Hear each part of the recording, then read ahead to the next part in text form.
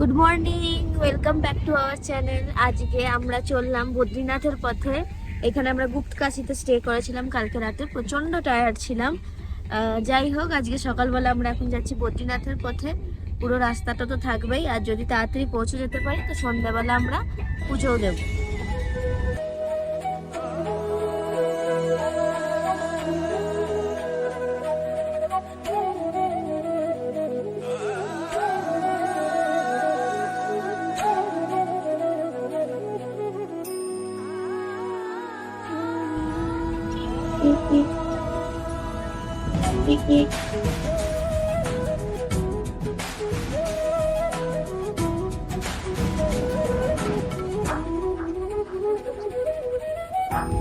এখন আমরা just Chopta valley cross করছি। দারুণ সুন্দর লাগছে চোপতা ভ্যালি, একদিকে মেঘ আর দুর্গম পাহাড়, দারুণ সুন্দর লাগছে। যতটা পারছি দেখানোর চেষ্টা করছি, জানি না ক্যামেরায় এত সুন্দর লাগবে কিনা, যতটা অ্যাকচুয়ালি ভ্যালিটা সুন্দর।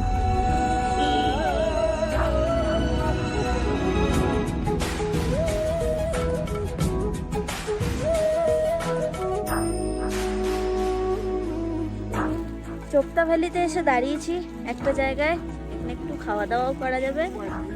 আর ভিউ পয়েন্ট চোপতা ভ্যালি দুর্ধর্ষ লাগছে। জাস্ট ভিউ পয়েন্টটা, মানে আজকে একটু টায়ার্ড মতো আছি, গাড়ি থেকে নামতে ইচ্ছা করছে না, বাট তাও মানে না নামলে হবে না, এত সুন্দর জায়গাটা। দেখাচ্ছি তোমাদের।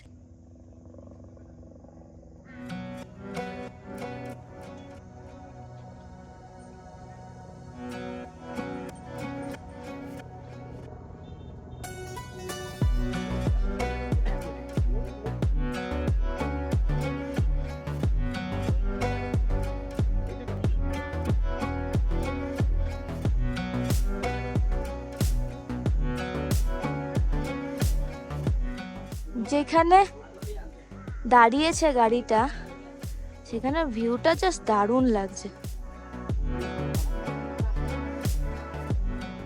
চোপতার এখানে দাঁড়িয়েছি আমরা, এখন সবাই মিলে একটু পরোটা নিয়েছি, একটু পরোটা দিয়ে ব্রেকফাস্ট হবে, তারপরে আবার বদ্রীনাথের পথে এগোবো। কেমন খেতে? এই রাস্তাটা যাচ্ছে তুঙ্গনাথের দিকে চোপতা ভ্যালি থেকে।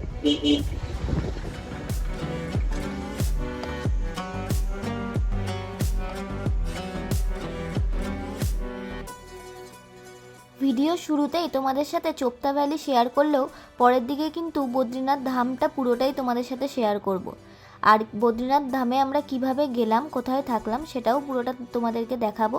এবং হরিদ্বার থেকে শুধু যারা বদ্রীনাথ ধামের উদ্দেশ্যে আসছে তারা কিভাবে কোন গাড়িতে বা কোন বাসে করে আসবে সেটার ডিটেলসও আমি ভিডিওর আগে বলেছি, তাই ভিডিওটা দেখতে থেকো, স্কিপ করো না। আর আমার চারধামের পুরো যাত্রার ভিডিও তোমরা কারা কারা দেখেছো সেটা অবশ্যই কমেন্ট বক্সে জানিও।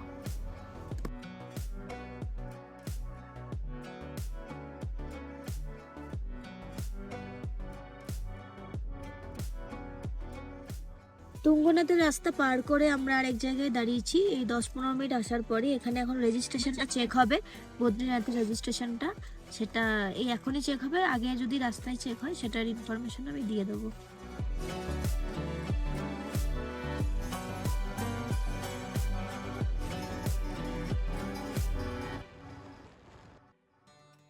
বদ্রীনাথ ধাম যেহেতু ভগবান বিষ্ণুর 4 ধামের মধ্যে একটি ধাম, তাই এই ধামে বেশ ভিড় থাকে। হরিদ্বার থেকে প্রায় 300 কিলোমিটারের ওপরে এর দূরত্ব। হরিদ্বার থেকে যারা শুধু বদ্রীনাথ ধামের উদ্দেশ্যে বাসে আসতে চাও তাদের জন্য বলে রাখি, হরিদ্বার বাস স্ট্যান্ড থেকে 800 থেকে 900 টাকার বিনিময়ে বদ্রীনাথের জন্য বাস ছাড়ে। আর এটি প্রায় ভোর 3টে থেকে 4টের মধ্যে হরিদ্বার থেকে ছেড়ে দেয় এবং বিকেল 5টা থেকে 6টার মধ্যে ধামে পৌঁছে দেয়। এছাড়া আমরা উত্তরাখণ্ডের 4 ধাম একসাথে দর্শন করছি বলে পরপর সব ভিডিও আমি ডেসক্রিপশন বক্সের লিঙ্কে দিয়ে রাখলাম, আশা করি তোমাদের ভালো লাগবে। গেলাম আমরা চামোলি ডিস্ট্রিক্ট।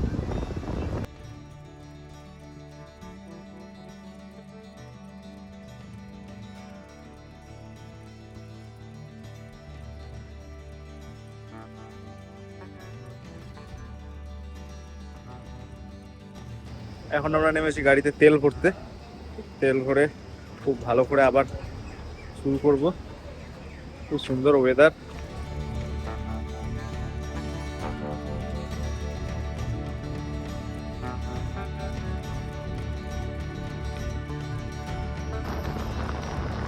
জায়গাটার নাম হচ্ছে ছিটকা, প্রচন্ড ধসপ্রবণ জায়গা।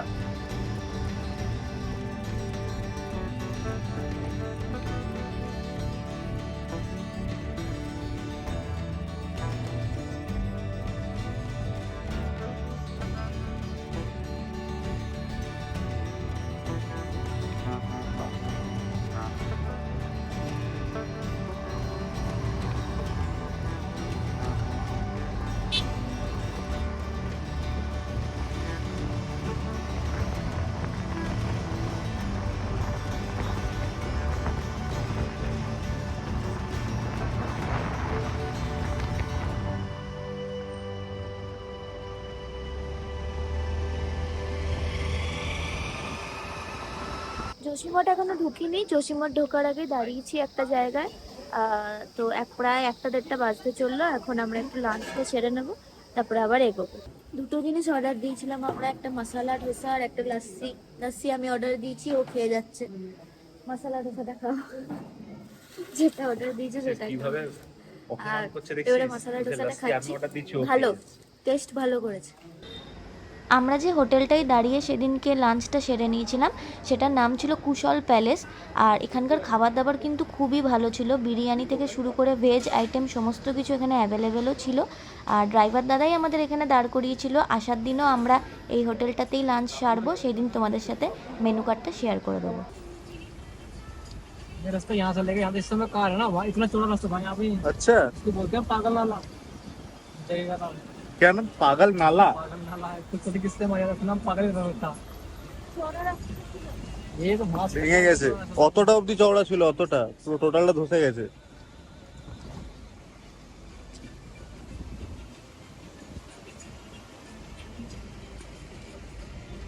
बैंड बहुत चौड़ा कर रहे हैं इस बार।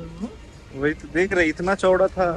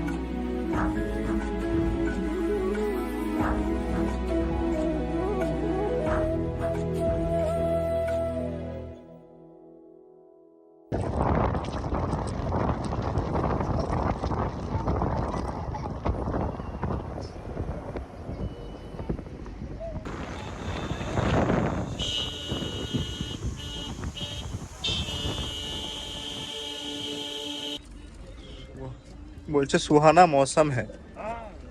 अरे सुने उन्होंने मुझे पढ़ने लग गया लेके चलना क्या ठीक करो से भाई।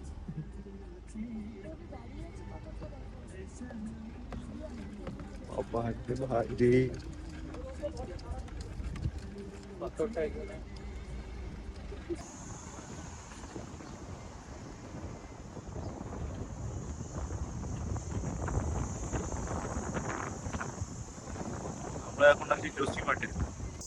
এখানে এখন আমরা জসিমঠ পেরিয়ে গেছি, আর বদ্রীনাথ থেকে প্রায় 40 কিলোমিটার দূরে আছি। এখন সামনে প্রচন্ড ট্রাফিক জ্যাম পেয়েছি, লাইনে এখন দাঁড়িয়ে আছি গাড়ির ভেতর। প্রচুর লম্বা গাড়ির লাইন পড়েছে, দেখাও যাচ্ছে না এতটা। আর এইদিকেও তো পিছনে পড়েই গেছে, এখন কখন জ্যাম ছাড়বে কোনো ঠিক নেই। দাঁড়িয়ে আছি মোটামুটি 8 ঘন্টা হতে চললো।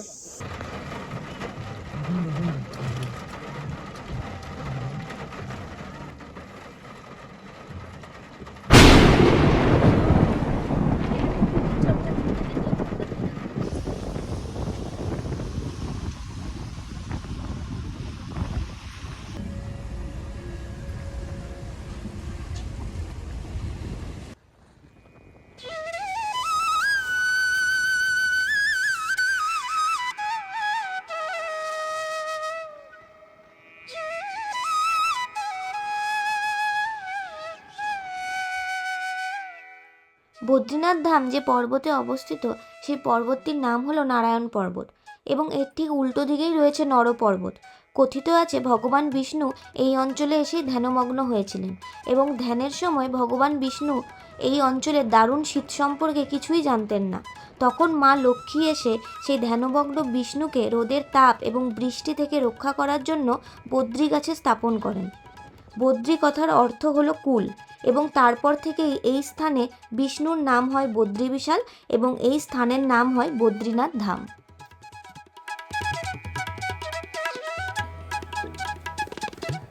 চলে এসেছি ফাইনালি 7:30টার মধ্যেই বদ্রীনাথ, কিন্তু অন্ধকার হয়ে গেছে। এখন দৌড়ে দৌড়ে আমরা যাচ্ছি আগে মন্দির দর্শন করতে। সকালে খুব লাইন হয়, তাই চেষ্টা করছি রাতেই করে নেওয়ার। আর এটা আমাদের হোমস্টে, স্মৃতি ভবন হোমস্টে। পুরোপুরি সবই দেখাবো, তার আগে ঝটপট আগে মন্দিরটা দর্শন করে আছি। এই যে বদ্রীনারায়ণ মন্দিরের রাস্তায় আমরা ঢুকে গেছি, আর সুন্দর বাজার শুরু হয়ে গেছে, মার্কেট শুরু হয়ে গেছে। এখান থেকে প্রসাদ কিনবো, আর আমার প্রথম থেকে ইচ্ছা আছে এখানের এই কেশর দুধটা খাবো। তো ওটা আগে পুজো টুজো দিয়ে আসি, তারপরে করবো। সুন্দর বড় মার্কেট, গঙ্গোত্রীর মতো। এখান থেকে প্রসাদ কিনে তারপরে মন্দিরের দিকে যাব। আমরা এখান থেকে প্রসাদ নিলাম, এখানে অনেক রকমের রয়েছে, তো আমরা এই ব্যাগটার প্রসাদটা নিলাম। অনেক রকম প্রাইসের প্রসাদ আছে, এই প্রসাদটা নিলাম। ওখানে ভেতরে চড়াতে হবে, তারপরে ওটা ছুঁয়ে ওরা দিয়ে দেয়। এখানে ধামের মানে দর্শনই মেন, আর তো সেরকম হয় না। তো এখন প্রসাদ ছোঁয়াবার জন্য শুনছি ভিড় আছে, দেখা যাক এখন কি হয়। প্রথম দর্শন আমাদের বদ্রীনাথ ধামের মন্দির দেখতে পেলাম। এবারে ব্রিজ পেরিয়ে যাব, বেশ ভালোই ভিড় আছে দেখতে পাচ্ছি। রাত্রেবেলা ভাবলাম এসে যে ভিড় কম, এই যে মন্দির দেখা যাচ্ছে, কিন্তু ভালো ভিড় আছে। চলো যাওয়া যাক, লাইন দেওয়া যাক।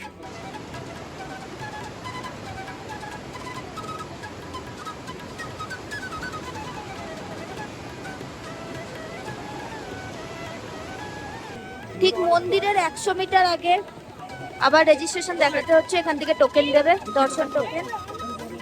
এখানে আলো কম আছে, কিন্তু তাও বলছি বিশাল বড় লাইন পড়েছে। মানে ব্রিজের এই সাইডটা থেকে যেটা সকালে যে লাইনটা পড়ে সেটা এখনই পড়েছে। আলো কম আছে তাই মুখটা হয়তো দেখা যাচ্ছে না, সামনে গিয়ে মন্দিরটা দেখাচ্ছি। এটা গোটাটা লাইন পড়ে ওখান থেকে।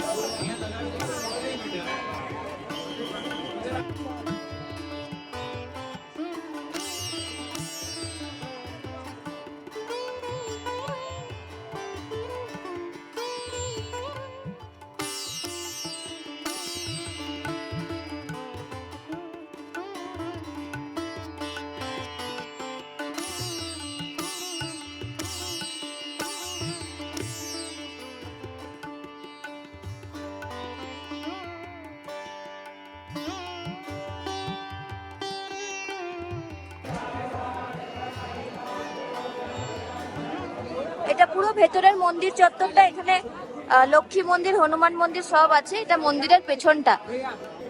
আমরা এইমাত্র দর্শন করে বেরোলাম, ফাইনালি 4 ধাম দর্শন হলো। ঠেলাঠেলি ছিল, ভেতরে খুব ঠেলাঠেলি, প্রচন্ড ঠেলাঠেলি, আর ভিড়ও আছে আজকে। যাই হোক, দর্শন হয়ে গেছে, এটাই বড় কথা। আর প্রসাদও ছড়িয়ে দিয়েছি, তুলসীর মালা ছড়িয়ে দিয়েছি। 4 ধাম ফাইনালি কমপ্লিট। হ্যাঁ 4 ধাম কমপ্লিট আমাদের।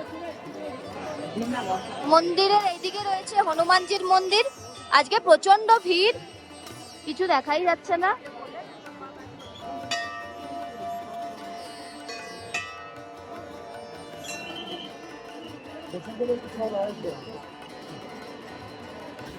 ফাইনালি আমাদের 4 ধাম কমপ্লিট হলো। আমরা যেখান দিয়ে লাইন দিয়েছিলাম সেখান দিয়ে আবার ফিরছি। আমরা দ্বিতীয়বারও আবার দর্শন করলাম, একটু ফাঁকা পেয়েছিলাম, আমরা ঢুকে দর্শন করলাম, আর খুব ভালো দর্শন করেছি। পুরো বিগ্রহ দেখা গেছে এবং খুব ভালো লেগেছে। দ্বিতীয়বারও ভালো লেগেছে, প্রথমবারও ভালো লেগেছে। ভোরে পুজো দিয়েছি, দর্শন করেছি। পায়ে একটু ব্যথা আছে। দারুণ দর্শন করেছি, দারুণ। মানে আমরা ঢুকেছি তারপরে বন্ধ হয়েছে গেট। হ্যাঁ, আমরা ঢুকেছি, তারপরেই পিছন থেকে মানে গেট মেন যে দরজাটা আছে সেই দরজাটা বন্ধ করে দিয়েছে এবং খুব সুন্দর দর্শন হয়েছে। তবে হ্যাঁ, ভেতরে একটু ভিড় প্রচন্ড, তো ঠেলাঠেলি হচ্ছে। হ্যাঁ, বাকি যেমন 3টে ধামে খুব সুন্দর ফাঁকা ফাঁকাই দিয়েছি, তো এটাতে একটু ঠেলাঠেলি পেয়েছি, এটাতে একটু ভিড়টাও বেশি পেয়েছি বলতে গেলে। তো যাই হোক, পুজো দেওয়া হলো, এরপর খাওয়া দাওয়ার পর্ব, তারপরে আজকের দিনটা এখানেই শেষ করব এবং আজকের ব্লগটাও এখানেই শেষ করব। বদ্রীনাথের বাজারে কিন্তু প্রচুর জিনিস, মানে চন্দন থেকে শুরু করে ছোটখাটো ঠাকুরের জিনিস থেকে শুরু করে সবকিছু, আর খাওয়া দাওয়ার দোকানও প্রচুর। তো এবারে কিছু কেনাকাটিও করা যেতে পারে, খাওয়া দাওয়া আমরাও টুকটাক কেনাকাটি করছি, প্রসাদ টসাদ কিনছি সবার জন্য, এবং খাওয়া দাওয়া তো থাকবেই। পুরো গরম কিন্তু, বহুত গরমে। কেমন খেতে? সাউন্ড